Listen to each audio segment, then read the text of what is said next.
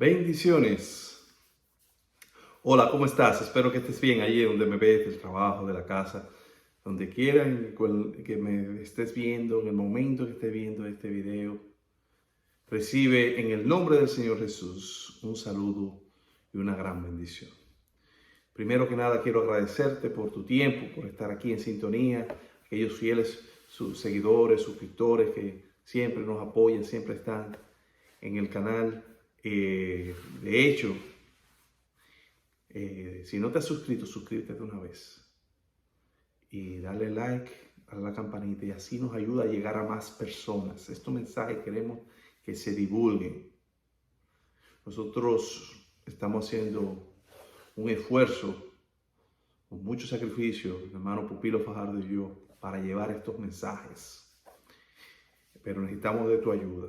Necesitamos que tú lo compartas en tus redes sociales, comparte el link, suscríbete, para que así podamos llegar a más personas y podamos acabar esta misión e irnos para casa. ¿Ok? Listo. Bueno, hoy vamos a seguir con la serie Las 7 plagas del Apocalipsis, pero antes de continuar vamos a tener un momento de oración. Cariñoso Padre, Dios amante, en estos momentos te pedimos el derramamiento de tu Espíritu Santo para que pueda utilizar este siervo como vasija útil para llevar tu mensaje. Que no se vean mis impurezas, mis efectos, sino el gran mensaje que tú tienes para hoy. Bendice a cada oyente, a cada persona que va a recibir este mensaje y permite o pueda atesorar en lo más profundo de su corazón. En el nombre de Jesús. Amén. Muy bien, hemos visto las plagas. Estamos mencionando las plagas. Las plagas no es un tema que pasa separado. El Apocalipsis no es un sancocho que tiene plagas por aquí, iglesias por allá, la marca de la bestia por allá. Es un conjunto. Hay cosas que vienen en paralelo, los 7 sellos, las 7 plagas. Así mismo pasa, las 7 iglesias, los 7 sellos, las trompetas. Pero así mismo pasa con las plagas. Hemos dicho que en el transcurso de tiempo que pasan las plagas por un lado, en el fondo está el tiempo de angustia de aquellas personas que estaremos vivos con el Señor, sin intercesor. Ahí mismo va a venir el decreto de muerte. Van corriendo en paralelos. Nosotros lo tratamos en temas separados para que sea de una mayor comprensión. Quizás después tengamos que explicar el tiempo de angustia, los dos, el previo, el tiempo corto, antes de que venga la plaga, y después el tiempo de angustia. ¿Qué pasará durante esta plaga con relación específicamente a los 144,000? Vimos las 3 primeras plagas. ¿Te recuerdas? Primero, la plaga de las úlceras. Segundo, la plaga del mar, que el mar se convirtió en sangre. Y tercero, los ríos. Hoy veremos la 4ª plaga, pero sin antes, quiero compartir una cita y con esta introducimos de una vez. ¿Qué te parece? Vamos a leer una cita de Historia de la Redención, página 423. Era imposible que las plagas fueran derramadas mientras Jesús oficiaba en el santuario. ¿Por qué? Porque la misericordia de Dios, la intercesión de Jesús estaba deteniendo los vientos. Pero cuando terminó su obra allí y cesó su intercesión, nada detuvo ya la ira de Dios, que descendió furiosamente sobre las desamparadas cabezas de los culpables pecadores que descuidaron la salvación y aborrecieron las reprensiones. En este terrible momento, después que terminó la mediación de Jesús, los santos tuvieron que vivir sin intercesor en presencia del Dios Santo. Cada caso ya estaba decidido y cada joya numerada. Jesús se detuvo un momento en la parte exterior del santuario celestial. Y los pecados que habían sido confesados mientras estaba en el lugar santísimo fueron depositados sobre Satanás, originador del pecado que debe sufrir su castigo. ¿Qué quiere decir esta cita? Lo que hemos venido diciendo, lo sumariza tan bien la sierva de Dios. Gloria a Dios por estos mensajes. Miren, Jesús termina la intercesión. Inmediatamente terminó la intercesión, todo caso está decidido. Ya no hay nada que detenga a los ángeles y viene la ira de Dios. Ya los 144,000 van a tener que pasar el tiempo de angustia y sin intercesor. Pero la última parte es bastante interesante porque dice que ya esos pecados que fueron confesados allá en el lugar santísimo ahora vienen a ser depositados a Satanás afuera. Es una referencia directa al servicio el servicio típico, antitípico del día de la expiación, el Yom Kippur, Levítico 16, donde pasaban el verdadero culpable, solo los justos. Y nos sigue diciendo esta misma cita. Entonces vi que Jesús se despojaba de sus vestiduras sacerdotes y se revestía de sus más regias galas. Llevaba en la cabeza muchas coronas, una corona dentro de otra. Rodeado de la huesta angélica, dejó el cielo. Las plagas están cayendo sobre los moradores de la tierra. Algunos acusaban a Dios y lo maldecían. Otros acudían presurosos al pueblo de Dios para suplicarle que le enseñara cómo escapar a los juicios divinos. Pero los santos no tenían nada que decirle. La última lágrima había sido derramada en favor de los pecadores. Había sido ofrecido la última angustiosa oración. Se había soportado la última carga y se había dado el posterior aviso. Fíjense que el hermano White dice, inmediatamente Jesús termina y comienza la plaga. Antes de que Jesús venga de camino, ya la plaga viene de camino. Es decir, todo caso está decidido. En el momento que vengan las plagas, comienza a caer, ya se acabó la gracia. Aunque las personas no lo sepan, van a seguir los servicios religiosos, van a seguir toda la actividad. Y miren, cuando estén cayendo las plagas, aquellas personas que no se arrepintieron van a estar buscando el pueblo de Dios. Oye, enséñame cómo yo me libero de esto, pero ya no hay nada que hacer. Entonces, dicho esto, podemos decir, entrar en la cuarta plaga, el ángel que viene con la copa de la cuarta plaga. Vámonos a Apocalipsis de una vez, capítulo 16, versículo 8 y 9. Abre tu Biblia y sigue. De hecho, la recomendación que siempre te hacemos es, toma un cuaderno, una nota y papel, para que anotes las citas, tanto del Espíritu de Profecía, tanto de la Biblia, para que así tenga una mejor comprensión, las puedes aprender. No confíe en los videos, no confíe en los medios, porque esto no será quitado. Pero lo que tú tengas grabado en tu corazón, nadie te lo va a quitar. Nos dice la Biblia, el cuarto ángel derramó su copa sobre el sol, al cual fue dado quemar a los hombres con fuego, y los hombres se quemaron con el gran calor, y blasfemaron el nombre de Dios que tiene poder sobre esta plaga, y no se arrepintieron para darle gloria. Interesante. Mira, ahora es sobre el sol. Recordamos que las plagas que cayeron sobre Egipto son de manera análoga a las del Apocalipsis. Y en esas plagas fueron destinadas al objeto de la adoración. Ellos adoraban al río Nilo, Dios les dio una plaga al río Nilo. Y así sucesivamente. Pero aquí no habla del sol. Es que, ¿por qué el sol? ¿Te has puesto a pensar? ¿Se hará que acaso el sol tiene un lugar especial en el último tiempo? Es que será objeto de la adoración. Sabemos que durante la Biblia, en la mayoría de las culturas bíblicas y fuera de la Biblia, se adora al sol. El ser humano tiende a adorar aquellas cosas que no entiende, aquellas cosas grandes y majestuosas. Pegamos algunos versículos bíblicos rápidamente. Ezequiel 8:16. Entonces me llevó al atrio interior de la casa del Señor, en la iglesia, en el templo. Y he aquí, a la entrada del templo del Señor, entre el pórtico y el altar, había unos 25 hombres de espalda al templo del Señor y de cara al oriente, y se postraban hacia el oriente, hacia el sol. Postrarse hacia el oriente, hacia el sol. Imagínense ustedes, los líderes religiosos. Versículo 4, Deuteronomio 4:19. Mire qué instrucción. No sea que levante los ojos al cielo y veas el sol, la luna, las estrellas y todo el ejército del cielo, y sea impulsado a adorarlo y a servirlo, que el Señor tu Dios ha conseguido a todos los pueblos debajo de todos los cielos. Es decir, la adoración a los astros, incluyendo el sol, estaba prohibida. Es idolatría.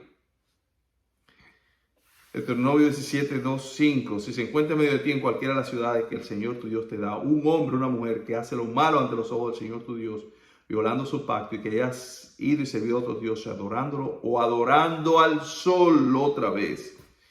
Y ahí sigue diciendo, y al final dice, a las cosas a las cuales yo no te he mandado, y si te lo dicen y has oído hablar de ellos, harás una investigación minuciosa. Esto es iniquidad. Adorar el sol es negar al Dios de lo alto.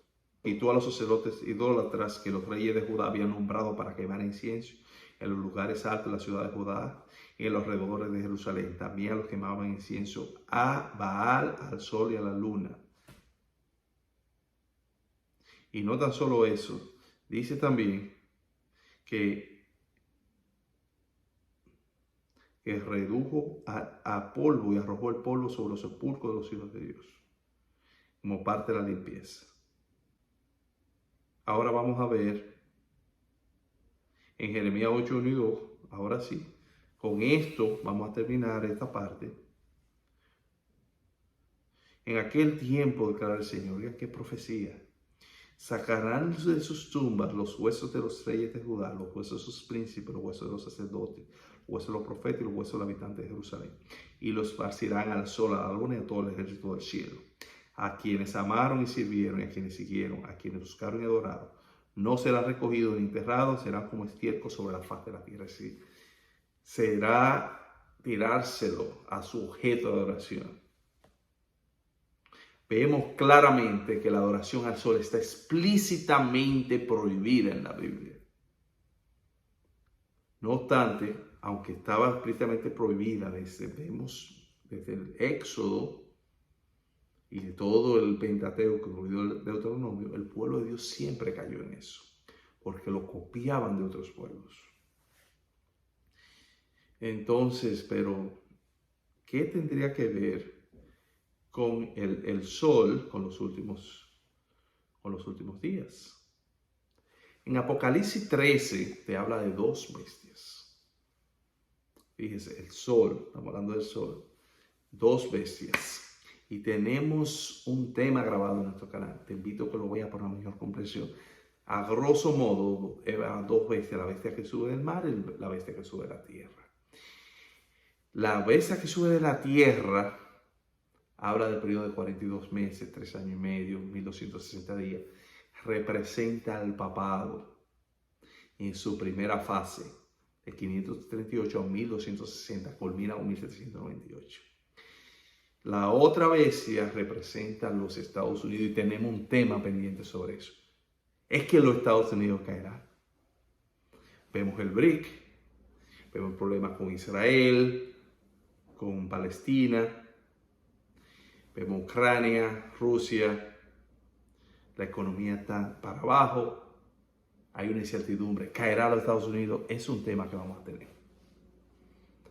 Entonces, ¿qué pasa? Dice el Apocalipsis 13 que dice que harán una imagen a la bestia y hará que todos, grandes y pequeños, adoren a la bestia.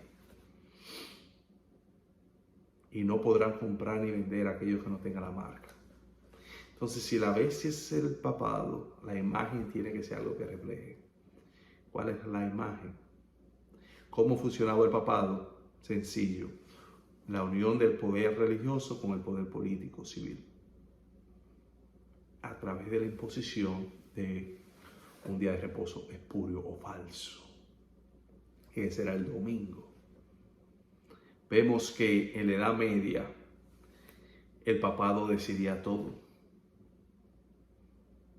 ¿Cómo así? Claro, hasta el descubrimiento de América tuvo que ser autorizado el viaje por unas bulas papales, autorizándolo con el supuesto pretexto de evangelizar a estas naciones.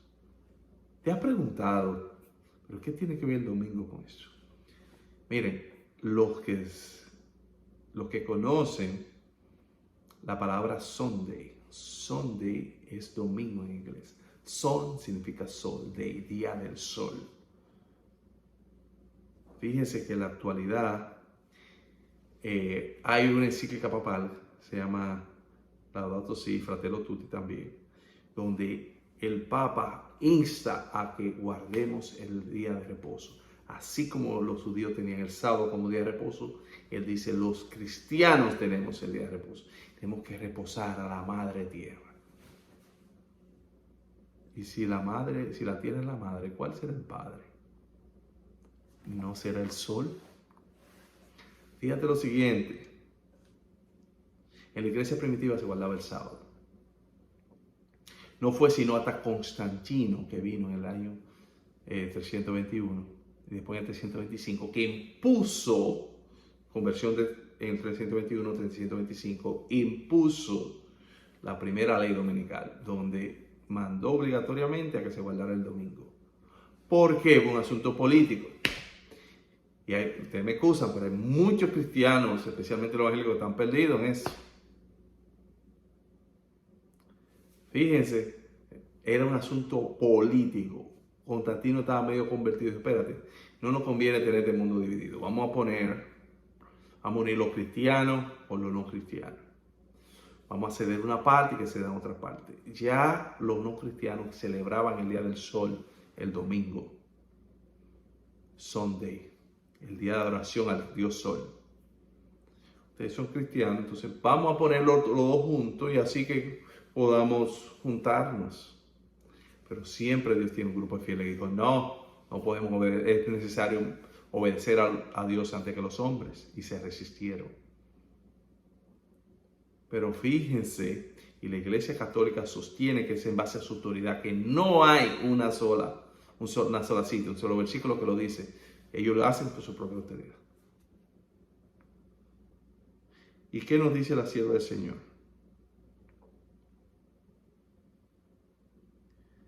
Nos dice en Consejo para la Iglesia, finalmente se expedirá contra todos los que santifiquen el sábado un decreto que los declare merecedores de las penas más severas y autorice al pueblo para que pasado cierto tiempo los mate. Decreto de muerte.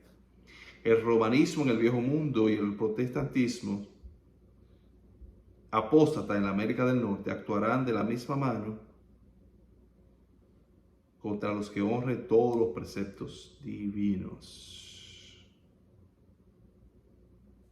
Fíjense cómo se unirá.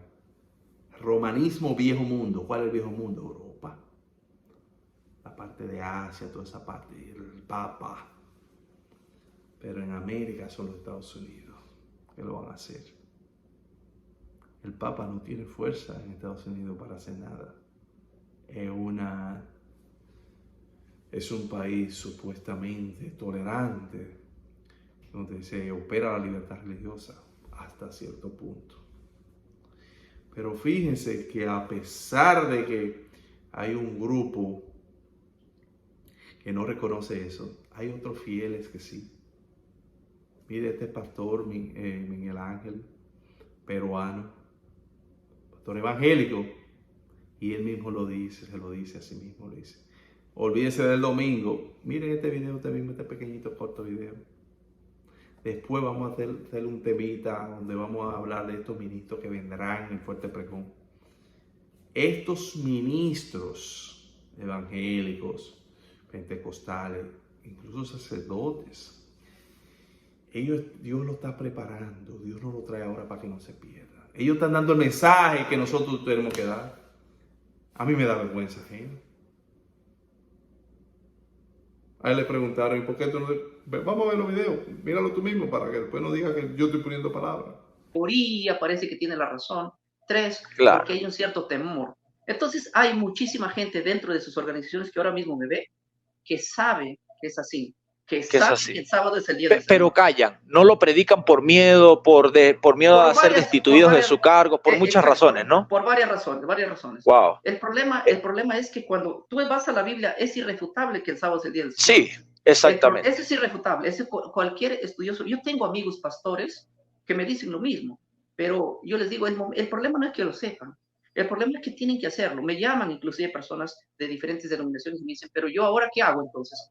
Le digo, ¿y a quién quieres agradarme? ¿Qué harías? La pregunta que está en nosotros es esta. ¿Qué haría Jesús en este caso? ¿Se quedaría callado con lo que sabe? ¿O hablaría? Se enfrentaría con los fariseos? Y a pesar de las consecuencias, ¿no? A pesar de las... del siglo de un erudito llamado el doctor Kennedy String, dice, profesor de la historia de la iglesia, dice lo siguiente. A ver, dice lo siguiente. Permítanme leerlo. A ver, aquí está. El segundo siglo no hay evidencia concreta de una celebración cristiana semanal del domingo en ninguna parte. Ahora bien, vamos a ver los otros efectos de esta plaga, especialmente con el número 7. Isaías 30:26. Y la luz de la luna será como la luz del sol, y la luz del sol 7 veces mayor como la luz de 7 días. El día que vendare Jehová la herida sobre su pueblo y la curare la llaga que él causó. Fíjense que habla del número 7. 7 veces el sol calentará más. 7. Piensa a ver, ¿dónde luz igual calor, claridad? 7. ¿Dónde se debe eso? Calentar 7 veces. ¿No te suena familiar? La Biblia te está dando pautas. Claro que sí. En Daniel, vamos a leerlo. Daniel 3:19. Entonces Nabucodonosor se llenó de ira y se demudó el aspecto de su rostro contra Sadrach, Mesach y Abednego. Y ordenó que el horno se calentase 7 veces más de lo acostumbrado. Hemos dicho que 7 es el número último, compleción, lo perfecto. Mire, cuando te dice que lo calentó 7 veces, no es algo figurativo. No hay una forma humana de calentarlo 7 veces ese horno con esa tecnología que tenía. Imagínese usted si ese horno ya tenía 300 grados, 7 veces son 2000 grados, ¿cómo lo iban a hacer? Lo que te quiere decir el texto es, ponlo al grado máximo, de tal suerte que los que lo echaron se quemaron. A eso es que se refiere. Entonces, cuando dice que el sol calentará 7 veces, va a estar en un grado máximo. Yo he visto países donde tú tiras un huevo hacia la calle y se fríe, se sancocha. Tú lo vas a seguir viendo. Dominicana es un calor terrible, cada vez hace más calor. Tú ves que en la calle no hay un árbol, lo han ido quitando todo. Eso hace que sea más calor porque los árboles amortiguan el calor, traen aire, purifican, dan sombra. Ahora hace un calor muy fuerte. Imagínate tú cuando diga que calienta 7 veces más. Eso va a ser terrible. Pero eso es con relación a los impíos. Recordamos que las plagas son objeto para los impíos. Así como Dios protegió al pueblo de Israel de las plagas de Egipto, así también va a proteger a su pueblo al final. ¿Y qué nos dice la Biblia? Salmo 121:6. El sol no te fatigará de día, ni la luna de noche. Éxodo 13:21. Y Jehová iba delante de ellos de día en una columna de nube para guiarlos por el camino, y de noche en una columna de fuego para alumbrarles, a fin de que anduviesen de día y de noche. Oye, ven, no te vayas a dormir, ahora que se pone bueno. Fíjate que la misma nube que cubría al pueblo de Dios, que le servía de protección durante el día era una nube y de noche era un fuego de calor. Pero para los impíos se puso en el medio cuando vinieron los egipcios. Y aunque le daba luz al pueblo de Dios, era oscuridad para los egipcios. Fíjense que eso era un asunto literal, pero hay una aplicación espiritual. Cuando una persona recibe la luz y la acepta, se ilumina su vida. Aprende más, comprende más, se eleva. Pero cuando la rechaza, despreciarla es rechazarla, queda en tinieblas. Y eso es lo que va a pasar al final. Como el pueblo de Dios va a estar libre de pecado, sin intercesor, va a estar con su vida pura, va a estar sin ningún intercesor, pero aquellos que lo rechazaron van a estar en unas tinieblas terribles espirituales. En Apocalipsis 7, 14 y 17 nos dice, yo le dije, Señor, tú lo sabes. Y él me dijo, estos son los que han salido de la gran tribulación y han lavado sus ropas y los han emblanquecido la sangre del Cordero. Por eso están delante del trono de Dios y le sirven de día y de noche en su templo. Y el que está sentado sobre el trono extenderá su tabernáculo sobre ellos. Ya no tendrán hambre ni sed, y el sol no caerá más sobre ellos ni calor alguno. Esa es la protección de nuestro Dios. Gloria a Dios. Finalmente, ¿qué nos dice la sierva de Dios? La sierva del Señor nos dice, en Evento de los Últimos Días, en la plaga que sigue se le da poder al sol para quemar a los hombres con fuego, y los hombres se quemaron con el gran calor. Citando esta plaga, Apocalipsis 16, 8, 9. Los profetas describen cómo sigue el estado de la tierra en tan terrible tiempo. El campo fue destruido entonces la tierra, porque se perdió la mies del campo.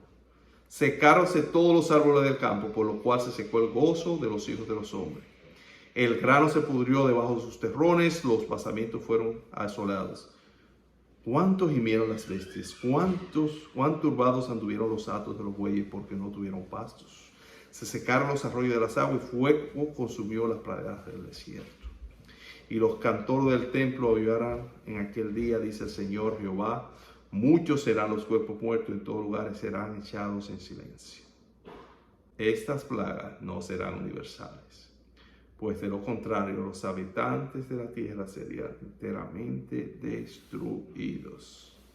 Sin embargo, serán los azotes más terribles que hayan sufrido jamás los hombres. Terrible. Hemos visto cómo el Dios de los cielos advierte a sus hijos de estos eventos para que estemos preparados. Las plagas no deben ser un motivo para causarte temor, porque el pueblo de Dios va a estar protegido. Hemos hablado hoy sobre la cuarta plaga, el sol, sobre el sol.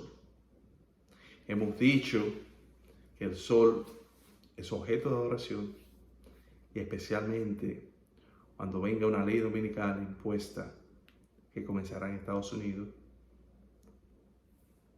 Para mayor claridad pueden ver el tema leyes dominicales de nuestro hermano Pupilo Fajardo, donde los protestantes irán a buscar a Roma el apoyo para hacer esa legislación. Y los legisladores, sin saber lo que están haciendo, buscarse el apoyo popular, lo van a hacer. Y por ahí es que comenzó. Cuando lleguen ese evento, va a ser fundamental. El sol quemará, pero solo aquellos que hayan rechazado el mensaje. Aquellos fieles que se mantengan hasta el fin no tendrán que temer. Yo no sé si yo estaré vivo para aquel entonces, pero lo que yo sí sé es que todos los que perseveremos vamos a estar protegidos de esas plagas. No quedará absolutamente nada que se proteja del sol para esa persona.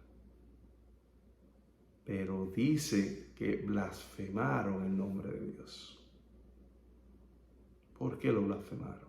¿Qué es blasfemia? Blasfemia es tomar el lugar. Es la afrenta más grande que se le puede hacer a una persona. Blasfemia, blasfemar. De dolor, dice. Terrible, pero no se arrepintieron, por favor. Entonces, al concluir este estudio, nos quedaría pendiente con la quinta plaga. Queda pendiente porque a medida que pasen las plagas, en la quinta plaga vamos a hablar de esas tinieblas, densas oscuridad sobre la tierra. A medida que pasen las plagas, vemos que se va intensificando y se va poniendo más intenso, hay más detalle. Hasta la cuarta plaga, la hermana White habló sucintamente. Vemos alguna pequeña cita. Aquí habló en Apocalipsis 40 y se quedó ahí. Apocalipsis 40 no. El conflicto de los siglos, capítulo 40 en español.